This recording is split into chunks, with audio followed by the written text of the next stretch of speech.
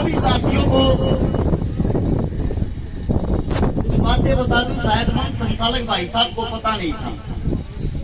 सबसे पहले तो आपके बीच में कौन कौन स्टार बैठे हैं, आप इन लोगों को टीवियों में देखते हो। इन भाई साहब को थोड़ा परिचय करवाना नहीं आया, मैं करवा देता हूं।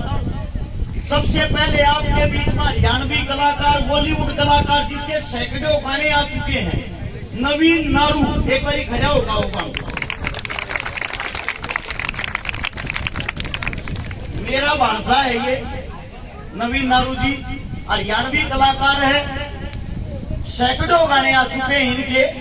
बॉलीवुड में भी इन्होंने काम किया, अभी एक मूवी आने लग रही है।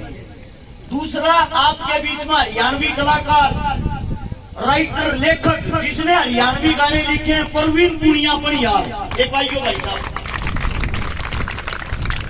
आदमिया का परिचय से तो पता तो हो गया आप लोगों को आपके बीच में आए कौन है।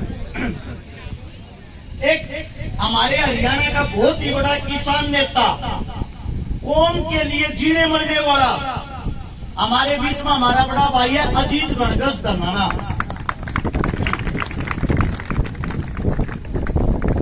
और आपके बीच में हरियाणा का कबड्डी का स्टार, बहुत ही अच्छा पहलवान, मिंटी पहलवान। एक बार पहलवान जाओ। ये हाल फिलहाल कबड्डी का स्टार है, इस उम्र में हाल फिलहाल भी खेलने लग रहा है। और मेरा छोटा भाई हरियाणा का स्टार, आपकी राजस्थान की टीम का कबड्डी का कैप्टन जतीन धनोरी। यो आत्मा बोल लिए एक बार आप अपना स्थान ग्रहण करो। कम से कम पता होना चाहिए हमारे बीच में कौन है। अब मैं सभी साथियों से 5 मिनट वार्तालाप करूंगा, बात करूंगा। मेरी एक गुजारिश है, कोई भी साथी ना तो ताली बजाऊंगा और ना ही आपस में बात करेगा, सिर्फ मेरी बात सुनोगे। 5 मिनट के बाद मैं आप लोगों की बात सुनूंगा जो आप कहोगे। ये प्रोग्राम जो कराया जा रहा है शहीद भगत सिंह युवा क्लब।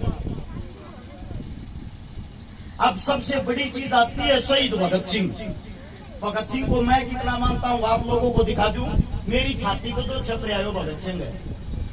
मेरी छाती को जो छप रहा है वो भगत सिंह है। मेरे लिए, मेरी मां से, मेरे बाप से बढ़कर भगत सिंह है, जिसको मैंने पढ़ा है और जिसको पढ़ के मैंने बहुत कुछ सीखा है।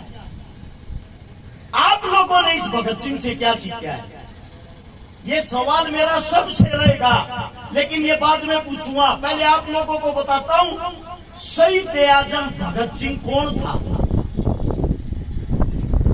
सिर्फ और सिर्फ आप लोगों को उसके जीवन के आखिरी 12 घंटे बताऊंगा। जो उसके जीवन के आखिरी 12 घंटे थे वो उस इंसान ने कैसे बिताए थे। 23 मार्च का दिन था, 1931 में हम गुलाम थे और उस दिन रात को जोरदार आंधी आई थी। जब जोरदार आंधी आई, सवेरा निकला। सवेरा निकलने के बाद ठंडा मौसम था, जो मौसम हाल फिलहाल का है। जैसे आप लोग बैठे हुए हो सब, लाहौर जेल के बाहर ऐसे ही लाखों आदमी इकट्ठे हो रखे थे उस भगत सिंह के लिए, राजगुरु के लिए, सुखदेव के लिए। वे तीनों शेर जेल के अंदर, ये लगा लो जहां मैं खड़ा हुआ हूं ये लाहौर की जेल है और जहां आप लोग बैठे हुए हो आप सब जेल के बाहर हो। अब वो दिन बताता हूं आप लोगों की, रोम रोम तर्राएगा अगर आप बातें सुनोगे। उस दिन जेल का वार्डन शरद सिंह आता है शाम के 4 बजे और सबके गेट बंद करते हुए, सबके दरवाजे बंद करते हुए कहता है जल्दी से सब अंदर हो जाओ, ऊपर से आदेश है। उसी जेल की 14 नंबर कोठड़ी में शहीद आजम भगत सिंह, जिसकी जो जेल थी, जो कोठड़ी थी 6 बाई 8 की, 6 फुट चौड़ी, 8 फुट लंबी, उसके नीचे कच्ची हरी हरी घास उगरी। उसके अंदर शहीद आजम भगत सिंह, जिसका कद 5 फुट 11 इंच, जिसकी कमर का साइज 27, जिसकी छाती का साइज 32, जिसके पैर में जूता आता था 7 से 8 नंबर का। आप लोग सोचते हो भगत सिंह कोई भीम था, ताकतवर था, ऐसा नहीं है। अंदाजा लगा लो वो कैसा होगा। जिस वक्त उसकी फांसी का टाइम था उस वक्त उसका वजन था 62 किलो, और जिस वक्त वो जेल के अंदर गया उस वक्त उसका वजन था 57 किलो। अब गौर करने की बात सुनना, भगत सिंह कौन था, भगत सिंह की क्या विचारधारा थी।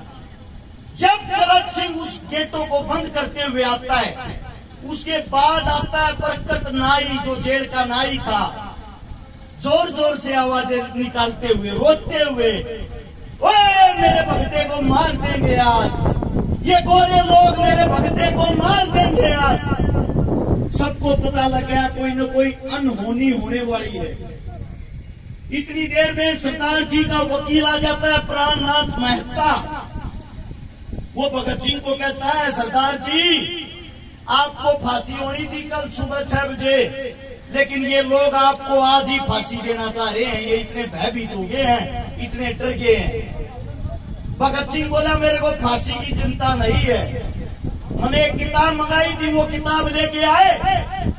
प्राणनाथ मेहता ने वो किताब निकाल के दे दी, जिसका अंतिम समय चंद घंटों के बाद उसके सामने खड़ा है।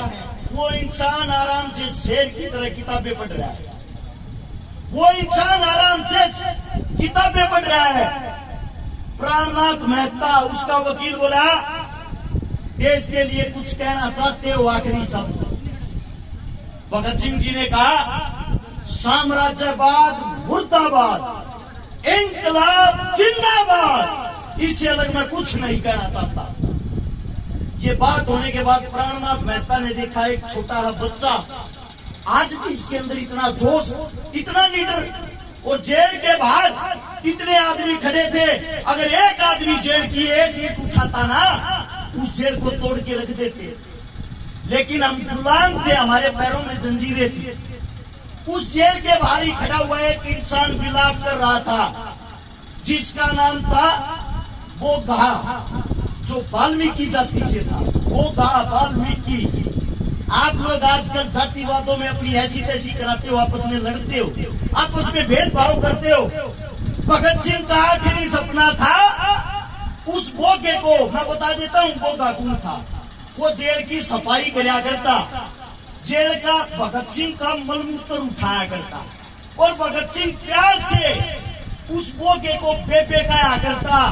पंजाबी भाषा में बेबे माँ को कहते हैं, उसको माँ कहा करता। जेल के और आदमी बोले, अरे वाल्मीकि जाति के इंसान को तू बेबे का रहा है, माँ बना रहा अपनी, किस लिए? भगत सिंह बोला, मूर्खो, जब मैं पैदा हुआ मैं छोटा था, मेरा मलमूत्र या तो मेरी माँ ने उठाया था, और आज या मेरी ये माँ उठा रही है, मेरे लिए ये मेरी माँ ही है। भगत सिंह ने बोगे से कहा, बोगे तेरे हाथ की रोटी और खाना चाहूं बेबे, अपने हाथ की रोटी खिला दे मेरे को। वो बोला, सरदार जी आप उच्च जाति के हो, मैं एक छोटा सा इंसान, आपको रोटी खिला दूंगा, लोग मेरे को मार देंगे। भगत सिंह बोला, मैं हूं ना, खाने वाला मैं हूं, तू क्यों चिंता कर रहा है? बोगा अपने घर से रोटी बना के लाता अपने हाथों से, और बोगा टूट तोड़ के एक निवाला भगत सिंह के जैसे ही मुंह में देता है। बोगे की आंखों से आंसू निकल आए। बोला, रे भगते, तू किस मिट्टी का बना हुआ है, तू किस मिट्टी का बना हुआ है? लोग आपस में जातिवाद में लड़ रहे हैं और तू इतना प्यार कर रहा है सबसे। वही बोगा जेल के बाहर खड़ा था। भगत सिंह की आखिरी ख्वाहिश थी एक बारी उसके हाथ की रोटियां खाऊं। वो बाहर चिल्लाता चिल्लाता बेहोश हो गया, जेल के अंदर उसको भी नहीं घुसने दिया। जब भगत सिंह को अंग्रेज आए, वो टीम आई, फांसी के लिए लेके चल दिए। फांसी के लिए जब लेके गए, तीनों से पूछा गया तुम्हारी अंतिम इच्छा? गाली देते हुए बोला, शहीद आजम सरदार, अबे कुत्तो, आखिरी इच्छा यही है, इस देश को छोड़ के चले जाओ। पहली इच्छा भी यही थी, इस देश को छोड़ के चले जाओ। हंसते हुए कहा, ये तुम्हारे बस की नहीं, अपनी फांसी की तैयारी करो। 7:28 पे उन योद्धाओं को फांसी के फंदे पर चढ़ाया जाता है। 7:33 पे उनकी फांसी पूरी होती है। उस 5 मिनट के दौरान जब ये पूछा गया तुम्हारे में से सबसे पहले फांसी के फंदे को कौन चूमना चाहेगा, एक ऐसा पागल था जिसका नाम था सुखदेव। उसका कहना था मैं देश के लिए एक बार मरना चाहता हूँ। सुखदेव ने हंसते हुए कहा सबसे पहले फांसी के फंदे को मैं चूमूंगा। पहले सुखदेव का नंबर, फिर भगत सिंह का, फिर राजगुरु का। बाहर उसकी माताजी खड़ी थी। उसकी माताजी ने कहा था बेटा जिस फांसी के फंदे को तू अपनी दुल्हन कहता है, जब वो तेरे गले में डल है तेरी आवाज मेरे कानों तक सुनाई देनी चाहिए। ये बताया जाता है उस वक्त भगत सिंह ने इंकलाब जिंदाबाद का नारा इतने जोर से लगाया था, बाहर खड़े 1 लाख आदमियों को साथ सुनाई दिया था। उनको मृत घोषित करके हमारे देश के जवानों को, हमारे देश के क्रांतिकारियों को उनके टुकड़े टुकड़े कर दिए। उनके टुकड़े टुकड़े करके सोचा इनको जेल के अंदर चलाओगे, बाहर पब्लिक को पता लग जाएगा। बाहर से ट्रक मंगा लिया, ट्रक मंगाकर उसके अंदर बोरियों में बांध के उन लाशों को बदतमीजी के साथ भगाया गया और पिछली जेल की दीवार तोड़ के वहां से निकाल के ले गए सतलुज के किनारे। सतलुज के किनारे जब लेके गए वहां के गांव जाग गए और उन अंग्रेजा का हमला बोल दिया। आधी कच्ची जो लाश थी उसको वहां से वापस निकाल दिया। जिनका पूरा शरीर जला नहीं था, अंतिम संस्कार हुआ नहीं था, उसको निकाल के अगले दिन की जब सुबह होती है सबको पता लग जाता है हमारे बीच भगत सिंह, राजगुरु, सुखदेव नहीं रहे। वो लाखों आदमी उनके अंतिम संस्कार में काले कपड़े पहन के, काली पट्टी हाथा पर बांध कर, काले झंडे हाथा में लेकर उन तीनों की लाशों को लेके, उन तीनों की लाशों को सोच के देखो, एक अधजली लाश को, तीनों लाशों को भगत सिंह की माँ के पास था। भगत सिंह की माँ जिसको अपनी गोदी में ले ली है, भगत सिंह का पिताजी सरदार किशन सिंह उन तीनों बेटों को अपनी गोदी में उठाए हुए। वो मंजर कैसा होगा?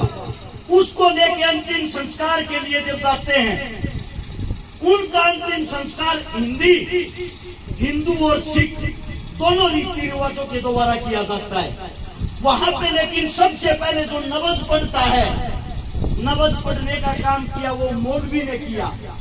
उसके बाद ब्राह्मण ने उनके अंतिम संस्कार का क्रियाक्रम किया। और एक आज का समय है जो हमें एक करने के लिए इस देश को छोड़ के चले गए, जिनकी लाशों का बदला आज तक नहीं लिया गया, आज तक उनको शहीद का दर्जा नहीं मिला, आज तक उनका कहीं जिक्र नहीं होता, आज तक कोई भी पार्टी उनके विचारों पे नहीं चल पाई। उनके सबसे पहले विचार थे हम सब एक हैं, हम सब इंसान हैं। कोई भी सरकार आए आप लोगों को हिंदू मुसलमान जातिवाद में बांट के, धर्मवाद में बांट के लड़ाती रहेगी, आप लोगों का फायदा उठाती रहेगी। मैं आप सभी साथियों से पूछना चाहता हूँ, आज इस वक्त लिम्पी नाम की बीमारी चली हुई है, सबको पता होगा। हमारी गौ माताएं कैसे तड़प तड़प के मर रही है।